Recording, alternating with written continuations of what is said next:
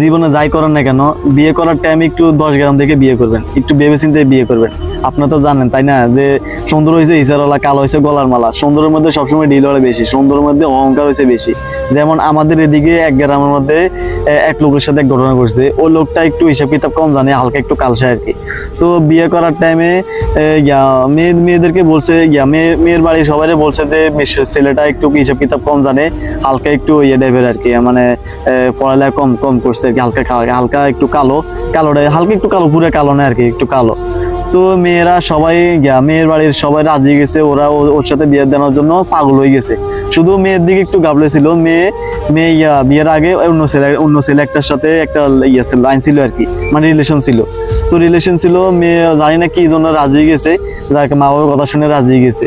কিন্তু এখন দেখা যাইতেছে কি, বিয়ের 1-1.5 মাস না যাইতে মেয়ে ছেলের বাড়ি মানে স্বামীর বাড়ির আর ভাত আর খাইবো না, স্বামীর বাড়ি ভাত খাইবো না, ওকে তালাক দিতে হবে। বিয়ের কাবির নাম হয়েছে কত, 4 লাখ টাকা।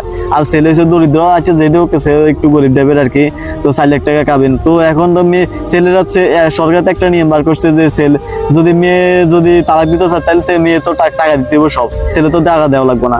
তখন কি করার আছে, যাকে ছেলেরা কইছে তালাক দেওয়ার জন্য। তো 1-1.5 মাস না যেতে এখন ছেলেরা যাক অনেক হিমশিম যাওয়ার পরে এখন ছেলেরা রাজি হয়েছে, যাক তালাক দিব।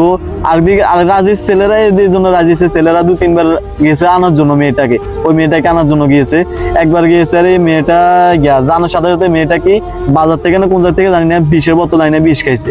20 খাওয়ার পরে অনেক হিমশিম খাওয়ার পরে আমাদের এখানে লক্ষ্মীপুরে নিয়ে গেছে। লক্ষ্মীপুরে নিয়ে যায়, তারপরে ওই মেয়েটাকে মানে সব বাইর করলে, তারপরে মেয়েটা সুস্থ করছে।